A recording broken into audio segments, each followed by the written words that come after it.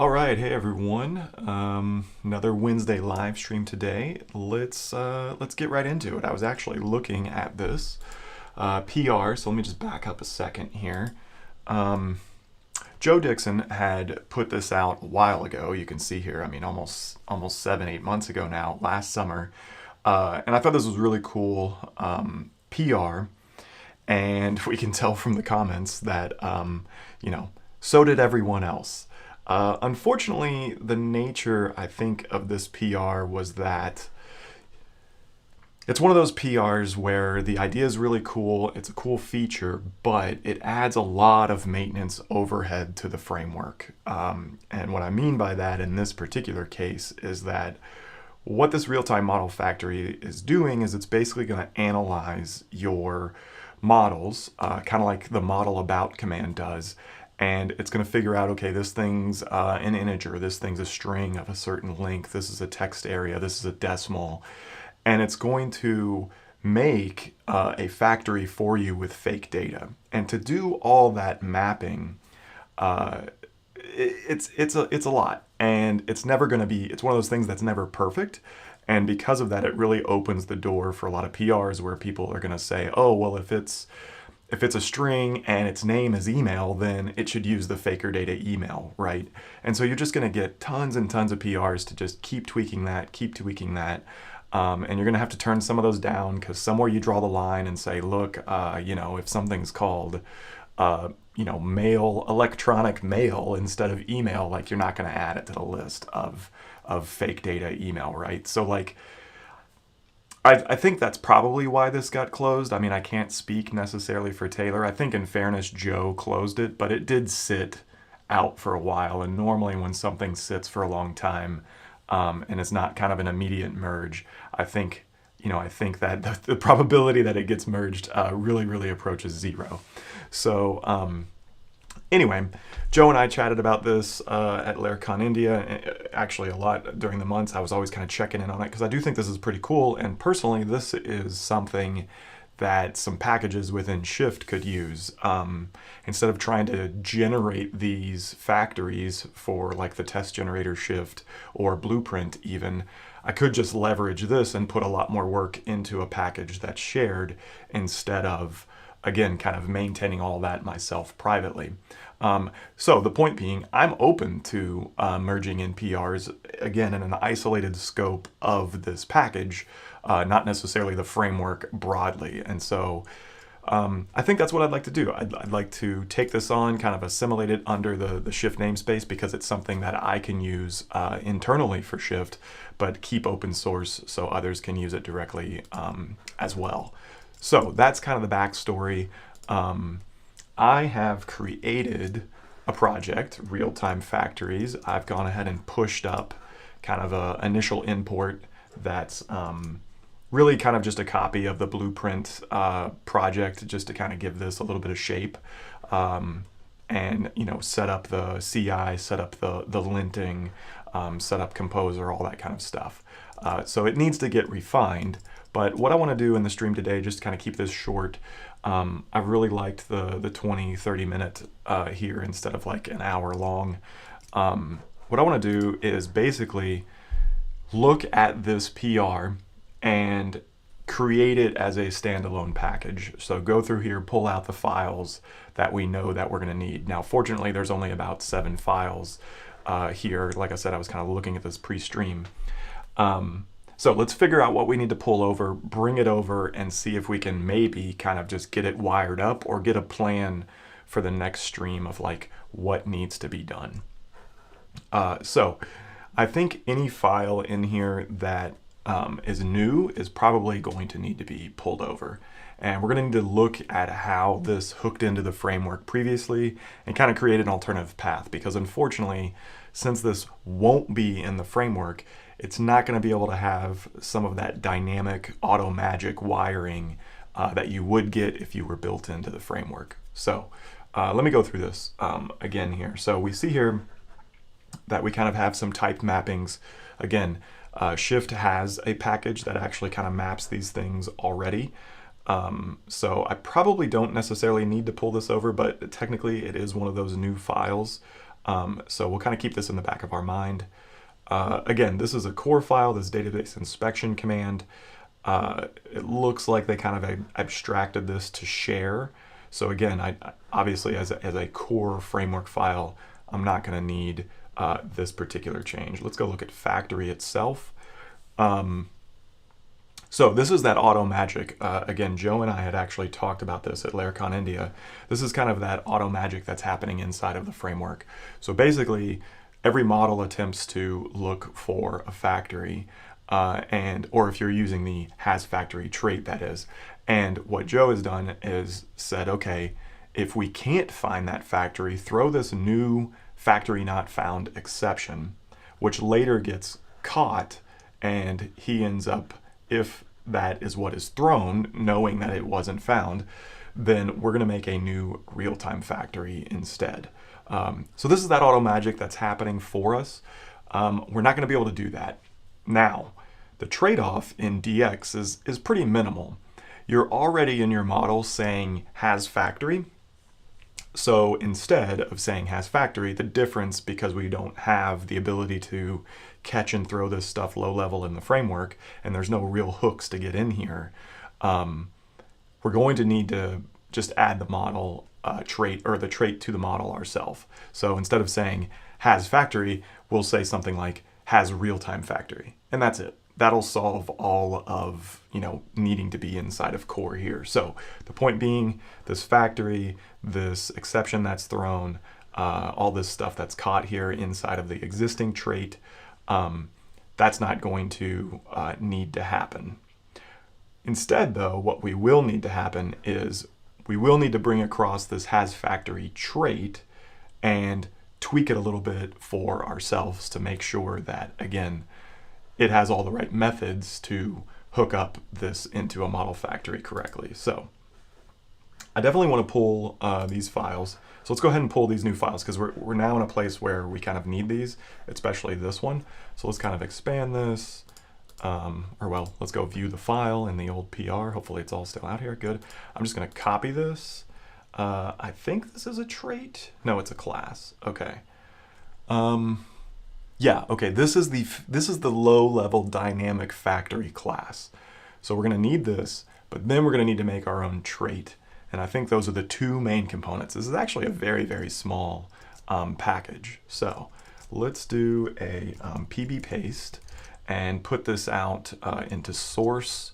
And what is he calling this? He's calling this real-time factory. That's fine with me. Real-time factory.php. All right, let's make sure that's pasted out. And it did. All right, so we got this real-time factory. We'll definitely want to change kind of like the namespace here. So this will just be shift. And again, a lot of work to do here with doctrine and whatnot. I think that is going to be for the next stream. He's using this manage type mapping. Again, I'm not sure if we're going to need that or not. But the point here is that we have this kind of definition method inside of here. So these methods relate more to the factory itself, and this is kind of where all that dynamic stuff is happening. It's taking the model, it's configuring it, it's going to look at all the columns for the model, and then it's basically going to build out dynamically the array that gives you back the fake data inside of a model. So we can cut out all of this doctrine driver stuff, because we can use the new stuff that's built into Laravel 11. So again, that's going to be some refactoring that happens here. But the point here, we definitely need this file. Let's keep that. And let's go back. And now let's kind of hack together this has factory bit, because we're going to need some stuff here too. So let me borrow this. Let's copy that. Let's make a directory for source traits. Again, it's a pretty small package, so probably not a lot of need to do a bunch of this organization, but hey, let's do it anyway. Traits, and we'll say like has real-time factory.php. All right, cool. Let's go back up here to traits, has real-time factory. There's our trait. So again, let's change this to shift traits. That should take care of that. And we'll change this to has real-time factory, and we'll take a peek at this here in just a second. what do we got going on here?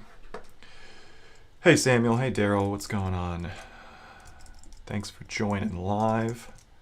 Oh, I think I just triggered our little assistant there. Okay, so let's see here. We need to change this a little bit. We kind of need to like always return this new real-time factory bit. So I think what we can do here, get a new factory instance for the model. Okay, so what are they doing here? We need to honor the kind of factory signature. So we need this, but we're always going to give back a new real-time factory. So we could probably just assimilate this into a single method. So let's just do that. So let's put this here. Let's get the proper import. So again, we're kind of missing some stuff here, but we got that. So we can get rid of this now.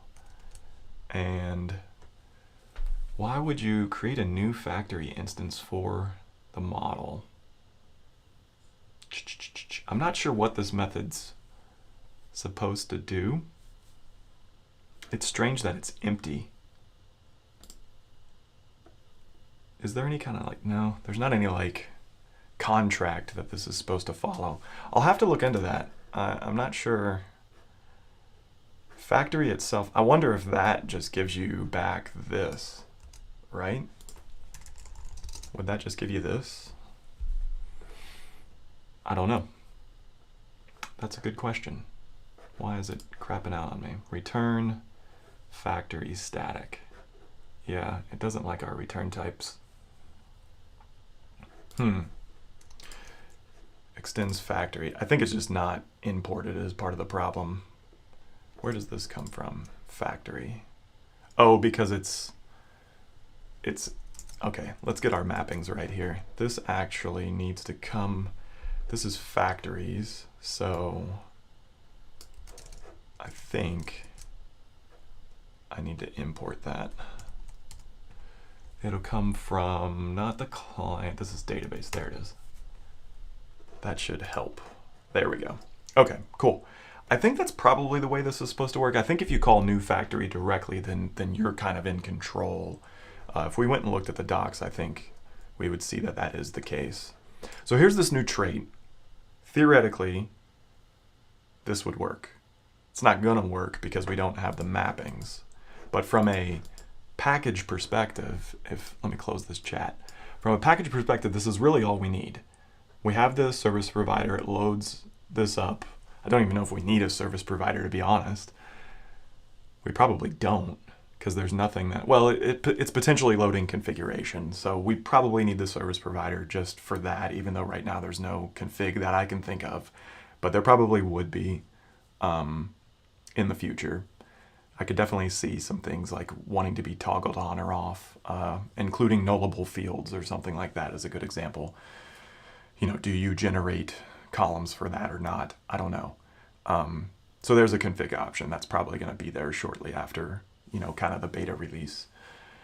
So anyway, we have the service provider, and then we have this real-time factory, which is the actual dynamic class that your models are going to end up using. And we have this trait that kind of works pretty much exactly the same as the has factory trait, except that instead of creating a factory, or finding your factory class, it's creating, again, it's using this dynamic one, and which will ultimately kind of configure itself, right? So I think that's, the wiring is here. It just won't work because we don't have those mappings in there correctly. So let me kind of, yeah, I mean, we can see right here, this underlying, you know, squigglies here is part of the problem. So I think what I would want to do next, two things to do next. Let's see what time it is. I got a little time. I think two things to do next. One, let's go through this class and let's see how we can not use Doctrine, but use Laravel 11's new like grabbing of the schema. I think that's probably next. So I'm going to leave this alone for now, even though we have some squigglies. And we're going to get rid of this deval driver because we technically don't want to require that. And before I go too deep into this, I feel like, oh crap, not code. Let's go back. I feel like in the comments, someone potentially either said like, this is what you would need to change, or they made like a sample PR. Let's just go through these comments here real fast. So a lot of people like this. Yeah. Cool. Has factory. I think it's okay, here we go. Without this package, it cannot work. Okay, yeah. So we don't want deval. Couple of suggestions. Yeah, see, here's all. Everyone's already talking about the guess values, so I can see why. See, here we go. You may use native schema methods instead of deval. Here we go. This is what we want. So get columns, get indexes, get foreign keys. Okay, so here's the ability to use the internal stuff in Laravel now. So let's kind of take a peek and see if we can rework this for a second. Let me just see how many spots has this. So we have this new instance, all that's fine. Real-time factories cannot be instantiated with new, great, that's nice. Get models for columns, okay, schema list table columns. So again, we probably are gonna wanna change that. Here's the guess value stuff. Here's the foreign key stuff. So yeah, there's a lot of pieces in here we probably wanna change. This is a pretty big file. Type of PHP integer mapping type, big int. What is this stuff? Is this a deval? Or is there illuminate? See, that's all that type stuff's probably deval, so I'm gonna have to rewrite that. Is decimal castable? What are all these types? Oh my gosh. Okay. Yeah. This is like a whole stream into itself real fast. So I do think we need this line, that's fine. Now when we get on connection, I don't think we need this schema manager anymore. Get columns. I think you can just say like schema illuminates and then like, yeah, there you go, get columns, for example. So we've got this table prefix, get table, register mappings. We don't need to register any mappings because we're not using deval anymore. And you used to do that for like enums and all that crazy stuff. I think get columns takes the connection. No, it takes the table. So here's the table. All right. So get model, get connection, get table prefix, dot, model instance, get table. Okay. So that's the table. That's going to let us know the columns. Do you have to do like connection? Yeah, you do. Okay. So I think we want to keep this table. Let's push this higher. We'll definitely want to keep that. I think schema would probably be worthwhile to leave like this, but then inject connection, right? Let's do that. So this is going to make sure our schema is on the right connection for this model instance, and now we have a reference to this as part of our property in the class. So now let's just go see all the places we're doing this, which are not that many, only 4. So let's kind of go through this. So get columns, here we go. We don't do that anymore. Now we do get columns, simple enough. Get columns. And we'll leave this table. And does that return a collection? Oh, we probably need to type hint this. What does that return? What does get columns? Connection returns a builder. Builder, what kind of builder? Let's change this to builder, whoops. It's probably some kind of schema builder. Illuminate schema builder. That looks good to me. All right, so let's go down here and see if this auto-completes. It does. Okay, so we're doing get columns table. It gives us an array back. We collect those and then we key them by the column name. So again, I'll have to type some of this stuff because I don't think there's a column thing anymore. Let's see here. Nope, there's not. All right, but let's keep going down the line here. List foreign keys. So we got get foreign keys now. So we can do something like that. And it takes the table, great. And then the other one's probably indexes, great. Or indices. So get indices. Ooh, what's that? What's this listing? What does that do? What's the difference? Get the names of the indices for the given table. Get the indices for the given table. What's the difference? This is get index listing is what it used to be.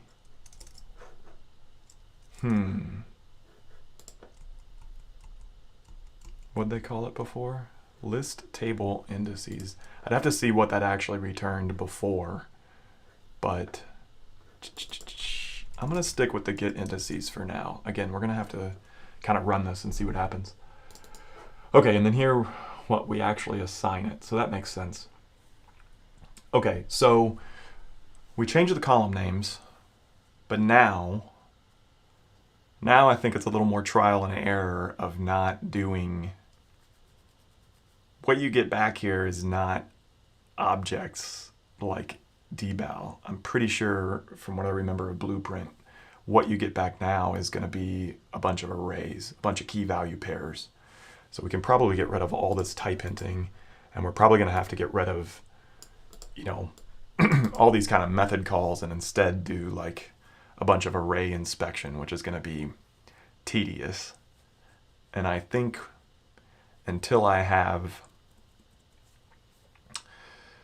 think what probably makes sense is to end the stream here.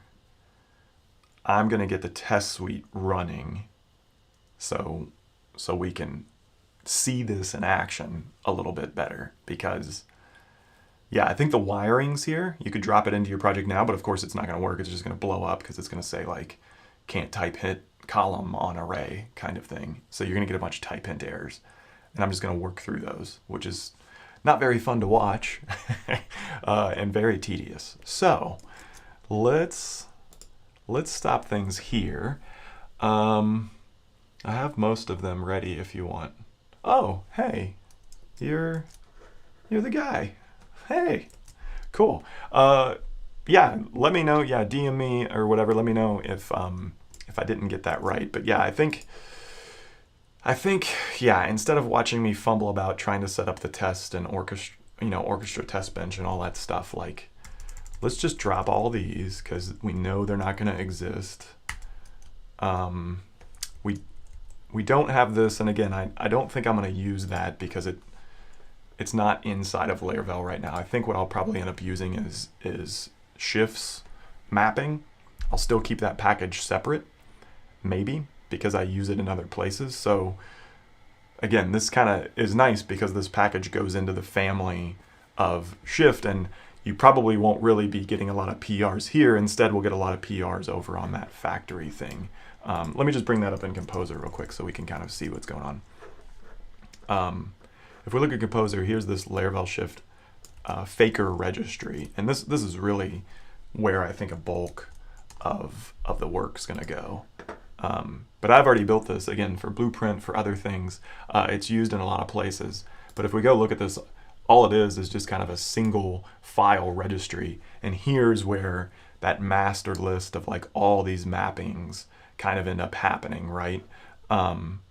So the point here is like, you can do something by data type, you can do something by name, and there's kind of this hierarchy to like go down and you ask this thing like, hey, give me the faker data by type. Okay, if you don't have it, try by name or whatever your priority is. So this new package, this real-time facade thing, instead of this, maps, this uses the mapping here. We're going to probably get rid of that. again, one less kind of thing to rely on inside the framework, and instead we'll rely on this. So wherever it was doing that mapping, if we kind of go down here where it maps, I'm assuming probably in value, guess value. Yeah. So here's kind of probably when we get down here and all this, yeah, see, email, all this stuff, that'll just be, it'll just use this. And it'll make it nicer because this won't have a lot of updates necessarily. This probably won't have a lot of PRs. It'll be pretty feature complete because there's kind of nothing to change here. This will be the one where, you know, it's very isolated, it's very focused. You're just going to go in here and there's just going to be this huge registry of this kind of stuff. And it's a lot more approachable than having to get in to this guessable values bit, right? So I'll make sure that this is merged with the other, you know, to make sure that we don't lose any of these. For example, this email address, all that kind of stuff. So yeah, here's that other package. So I think it's a matter of just kind of wiring this, but until I can see it in action with a test, I don't think we can go much farther on this stream. So I'll wire up the tests, and if it's pretty smooth, then I'll just make an announcement on Twitter that this is available for beta testing. But if it's a slow go, then maybe next Wednesday we'll get into the tests together. So anyway, thank you all for joining live. Hopefully you like the idea on this package and look forward to being able to use it to create real-time model factories. So thanks everybody. See you.